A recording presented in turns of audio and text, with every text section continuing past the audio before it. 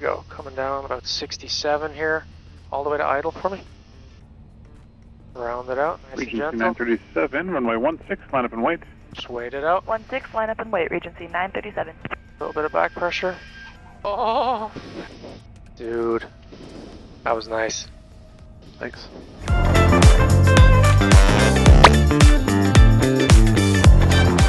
Hey everybody, Kevin here. I want to take a quick moment to say hello to everyone who has recently subscribed after watching my YouTube short. Unfortunately, it's a little disappointing that the one video of mine to go viral and get tens of thousands of views was a video of me biffing a landing. But that's one thing I've learned in my first 20 hours of flight school. Aviation can be humbling. And those 20 hours are what I want to talk about today. For those of you considering flight school, maybe this video will give you some sense of what to expect. For those who have already started, I'd love to hear how your first 20 hours have gone. From what I gather, everyone progresses at a different rate. My first 20 hours won't be the same as your 20 hours, and so on and so forth. I have the privilege of going slow and taking my time. I'm doing this for pleasure with no career aspirations, so I can progress at whatever speed I feel most comfortable. I know that's probably not true for everyone. Regardless, this is my first 20 hours, and I'm curious how it compares to yours. So let's dive in. I spent the first few flights mostly learning controls, getting familiar with the instruments, climbing, descending. Then it gets really wild and you turn while you're climbing and descending. There are just so many things to pay attention to. You're looking outside, you're scanning your instruments, the nonsensical noise on the comms, sudden changes in altitude and speed. I loved every minute of it. But I did feel a little bit like a kid learning to ride a bicycle 2,500 feet up in the air. In the next roughly 5 hours of flight training, I had slow flight and stall practice. Now, slow flight is exactly what it sounds like. You're reducing your speed. It's rather intense because the controls are somehow more sluggish and yet more severe. I don't know how to explain it, but you can't bank too far because the plane just wants to start falling. But I found slow flight to be fairly easy. Stalls are a little bit trickier. Stalls are not nearly as scary as everyone makes them out to be, at least to me. Power off stalls simulate a stall on landing. Power on stalls simulate a stall on takeoff. I found power on stalls to be much more difficult and a little bit more scary because your engine's revving at full throttle. You're pointed, straight up in the air. You can't see the ground ahead of you. You're looking out, to your references on the side. You're trying to keep your coordination, your rudder coordinated as much as possible. All of the reading material that I looked at before the flight talks about spins and the danger of entering a spin on a power on stall. So there was just a lot of intimidation factors. I don't think there's any reason to really be afraid of stalls. They're easy to recover from. You just got to keep training to kind of needle that into your head. And I don't know. They're certainly not scary when you have plenty of altitude and a CFI sitting next to you ready to help out. I imagine they're a little bit different closer to the ground. The third 5, like hour 10 to 15, I think those flights mostly focused on turns around a point and steep turns. Now, I didn't have my camera working for my turns around a point ground maneuver reference, but really what you're doing is you're flying at a lower altitude and using the ground as a reference. You're doing 360s around a point. You're doing S-turns around a ground reference like a street. You're doing rectangular patterns around a point. And I think what they're preparing you for is both, one, to have a better sense of control, of the plane, and 2, you're prepping for landing practice and pattern work. Steep turns. So steep turns are kind of the most fun thing that I've done. They're the first time that I really felt G's in a plane. A steep turn is basically a 45-degree turn, trying to maintain altitude. There's a lot of trim involved. I did, at first I was just going up and down. You're so focused on, there's so many things going on at once, and I didn't yet have a good sense of the plane. I would lose track of when I was pitching up, when I was dropping altitude, when I was slipping. But I know I did a couple in one flight, and in my next flight, I had done about 12, and my instructor was like, "How's that? Are we good for the day?" And I was like, "No, let's go. I'm getting this. Let's keep going." We ended up doing 20 360s on that flight, and I do feel I got a little better at it. He says most people are good at left turns. I was for some reason better at right turns. Not sure why, but they are an interesting experience. I look forward to doing them again. And then, hour 15 through 20 kind of moved into pattern work and landing practice. And that's kind of where I'm at now, and probably where I'll be for a while. The first couple times I was flying in the pattern, it was super intimidating. There's so much going on, and things happen so much faster than basically everything else I had done to that point. You're taking off, your upwind leg is sort of the slowest part of it as you climb. And then once you hit your altitude, you're turning left. And at that point, you're about to hit your pattern altitude, so you're leveling off, and then you're turning left again, and then you're watching for midfield, and you're listening for traffic, and then you're configuring, and then you're turning again, and it all happens just so fast. And I'm at a towered airport for my primary training, and most of the time your downwind gets extended, which slows things down a little bit, but it also changes all your configurations. So I don't know if I like that better, or I did do some work at an untowered airport, and there's a whole lot more comms involved. You don't have to repeat back anything, but you're constantly letting people know where you are. You're constantly listening for where other people are, and you don't get as extended as often. At least I didn't. So things move very quickly. That being said, this is the first time I've started to feel like I'm really controlling the plane, and I'm being proactive and taking steps to maneuver in the right place and at the right time, and I'm listening to what other planes are doing in the area. I'm not just reacting to what my instructor tells me to do.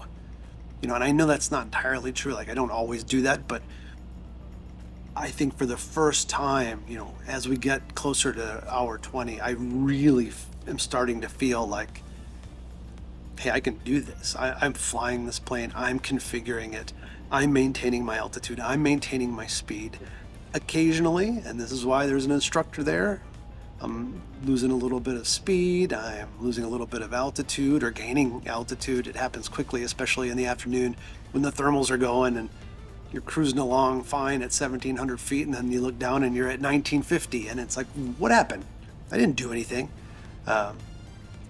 So there's a lot going on, and I think at one point I was focusing too much on my airspeed, and my instructor pointed it out, and everything changed after that. Like, I got back to looking out the window and just doing quick scans of speed and altitude and direction, and that changed everything for me. And so, yeah, just keep landing. I mean, pattern work is basically take off, turn, land over and over and over again. We've started doing touch and goes, which, add another element. The first day my instructor asked, not the first day, but the first time he asked if I wanted to do touch and goes, I had to think about it for a minute, because landings, especially early on, are pretty intense. And then you get a chance to recover as you're taxiing back, and wasn't sure if I needed that time to recover. Turns out I don't. But I probably did the first few. So Start working the power all the way to idle? Holding position, depart party rebel. Copy that. Round it out. Nice and gentle. 5116 Juliet, exact Four our left next rudder. drive was a citation 10 mile final, runway 16, line up and wait. Oh, brother, that was nice. Very nice. I barely did anything there. And that's kind of where things stand. You know, I'm probably 26, 27 hours now, like next to nothing. My instructor says that I'm getting close to soloing. I've told him repeatedly I'm not in a hurry. I want to be comfortable. I want to be confident that I understand all the different things, that I notice what the plane is doing and I can feel it. But we're getting closer. I do need to work on comms. Repeating back comms is really difficult for me. I don't know why. You know, if it's a standard communication, no problem. But a flight or two ago, there were about 6 or 7 planes in the pattern, like Cessnas in the pattern, with jets coming in constantly. We're just north of O'Hare in Chicago, and it got pretty busy. And so getting extended indefinitely, I'm getting asked to look for traffic, getting asked to take wider turns, getting asked to speed up. And, you know, sometimes there's 3 or 4 things to do in one communication and repeat back, and my brain panics a little. My instructor says it's normal, not to worry about it, but I think that's the hardest part too. For my first 20 hours, it was getting a sense of my progress, right? Like when I was learning to drive, every driving lesson was a half an hour driving and a half an hour sitting in the back seat watching another student drive. And with this, I don't have that. I haven't had that. The only reference I have for my progress is my instructor, who can already do anything in the airplane.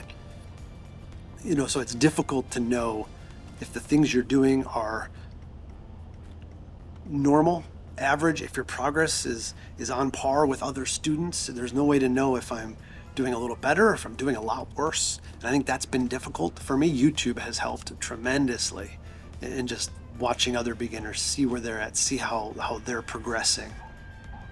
On that note, I would like to recommend to everybody, take video of your flights. It has been a priceless tool for me.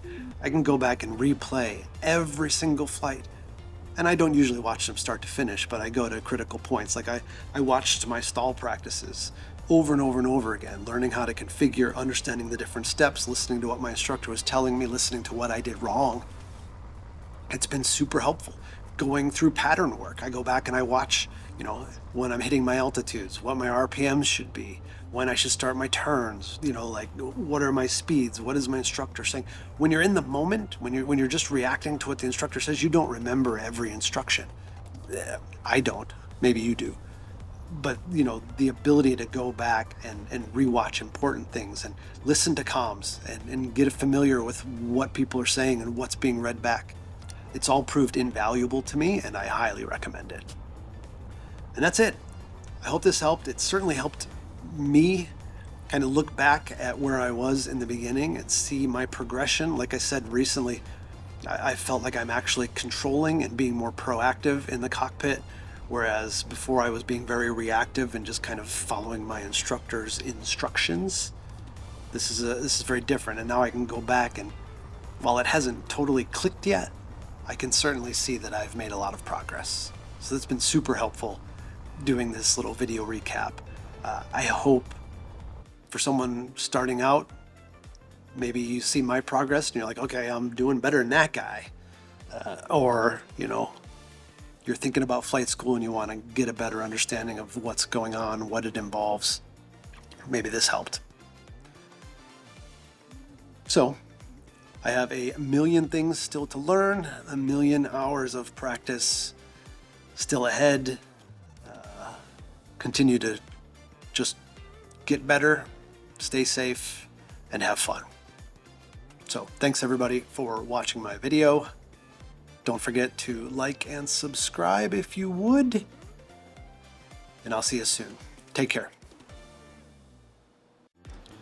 Hey everybody, thanks for watching. As you know, this YouTube channel is all about me and the things that interest me. But some of what interests me happens elsewhere. This is a magical amulet from a series we're producing called Thera. And obviously, as you can tell, this one's not magical. It's 3D printed. It doesn't have the swirling rings or blue orbs that the real one does. But if you want to see how the real one works, visit Amulet Studios. You see, that's Amulet Studios. Crazy self-promotion here, right? But Amulet Studios is a company I founded with a buddy of 20 years, Brian Dean. He has worked on huge animated movies like Ice Age and Into the Spider-Verse. Together we are trying to make virtual production and animated shorts, features, and series using Unreal Engine. We're just getting started. It's Amulet Studios, amuletstudios.com. All the links will be in the description. Take a look, see if you find something that interests you. We hope to start releasing more content regularly in the very near future. So, thanks for watching. Thanks for checking us out. Oh, and look, we have a poster. That's the real Amulet. That's Marlene. She's kind of a badass. But the Amulet's cool too because it glows and swirls. Go check it out. Our trailer's already up.